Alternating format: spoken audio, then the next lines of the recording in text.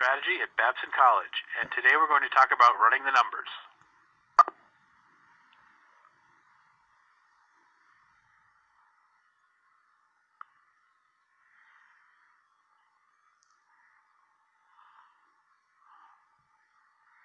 We have two learning objectives for today. First, calculating addressable market size, and second, developing an income statement. To predict the addressable market, you need to look at four factors. First of all, how many customers are willing to buy as a percentage of the target market? Second, how frequently are they going to buy? Are they going to purchase once a year, once a month, once every 2 weeks, once a week, once every day? Third, how many units will they purchase every time they buy? Usually that's one. And finally, how much will they pay? What is the price per unit? Now, one thing that's important to recognize is that when people fill out surveys on market research, they don't always tell the truth. For example, the number of customers may be exaggerated, so we have a rule of thumb to reduce that. Second of all, people say they're going to purchase a product more frequently than they really do, so we have a second rule of thumb.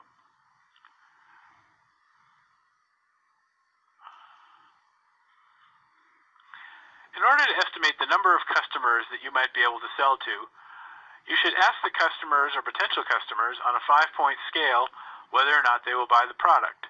5 means they definitely will buy, 4 means they probably will buy, all the way down to 1 meaning they will not buy. In order to apply the first rule of thumb, you take only 80% of those answering definitely will buy, giving a 5 on a 5-point scale. And only 30% of those answering probably or very likely, which is 4 on a 5-point scale, will actually buy. And the other 3 groups, those who answer 1 through 3 on the 5-point scale, are ignored completely. Why? Because customers overstate their interest. Next, we want to apply the rule of estimating purchase frequency. As I mentioned earlier, we can ask a potential customer whether they will buy once a year, once a month, once every 2 weeks, once every week, or once a day. But we always want to assume, by applying the rule of thumb, that we should cut that number in half, so only 50% as frequently as they say they will. Again, because customers overstate their interest. So, when you're doing your market research to assess the size of the market for your product, you should ask a question of the customer. First, you should show them the product or service that you intend to sell, and then you should ask the question, not considering price, how likely are you to purchase the product? And you should give them these 5 different options. 5 definitely would purchase, 4 probably would purchase, 3 might or might not purchase, 3 probably would not purchase, and 1 definitely would not purchase. Once you've conducted your survey, you can then analyze the results.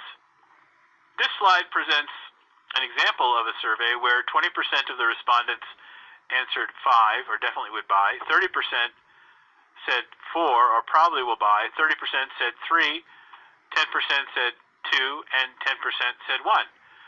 In applying the rule of thumb, we multiply the 20% by 80%, which is the ones who answered 5, to get 16%, and we apply only 30% of those who answered 4, which gives us 30% of 30%, which is 9.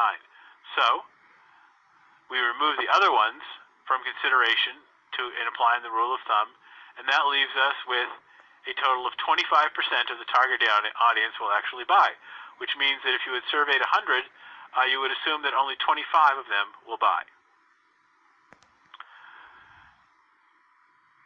Next, we will ask potential customers how frequently they'll buy. You could give them the option of answering once a week, once every 2 weeks, once a month, once a semester, or once a year or less. As you may recall, I told you that there were 2 rules of thumb, and the second rule of thumb referred to purchase frequency. And I said you should apply a purchase frequency rule of thumb that will cut the number that they tell you in the survey in half. So here's an example of a survey where 10% of the respondents said they would buy once a week, which is 52 times a year.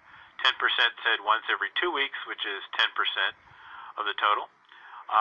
25% said they would buy once a month or 12 times a year. 30% said they'd buy once a semester or 2 times a year. And finally, 25% said they would buy once a year or less. How often will they actually buy? In order to do that, you have to calculate the weighted average, which is multiplying 52 times a year times 10%, adding to that 26 times a year plus 10% times 10%, and so on. And that ends up being 12 times a year. But you have to apply the rule of thumb, which is to multiply that by 50%. Therefore, when you apply the second rule of thumb, that gives you 6 times per year. So you assume half will buy as frequently as claimed.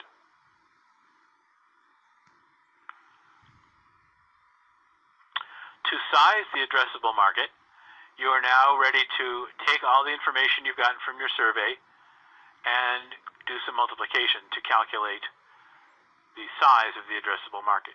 So imagine you have a target population of 1,600. 25% will definitely or probably buy. That's going to happen 6 purchases per year, 1 product per purchase. And let's assume that in your survey, your respondents say that they will be willing to pay $235 as the selling price of the product. Can you estimate the annual sales?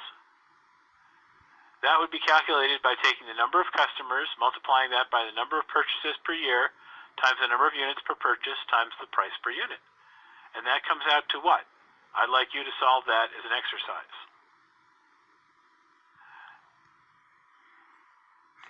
Now let's talk about financial statements.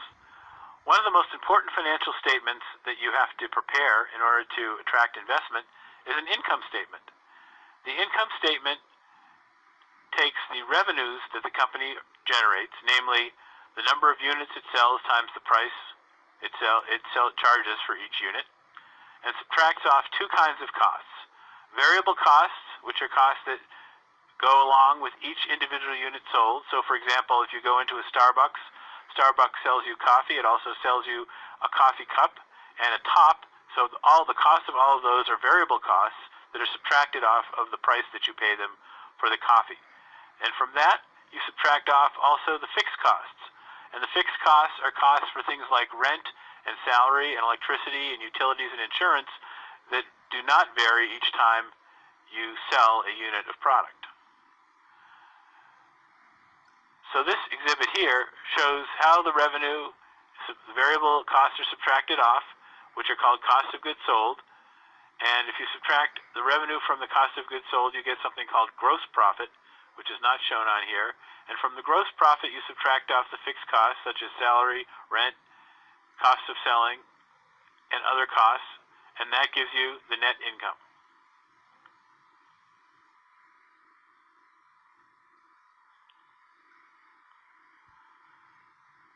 The final thing that you should do is to develop an income statement forecast.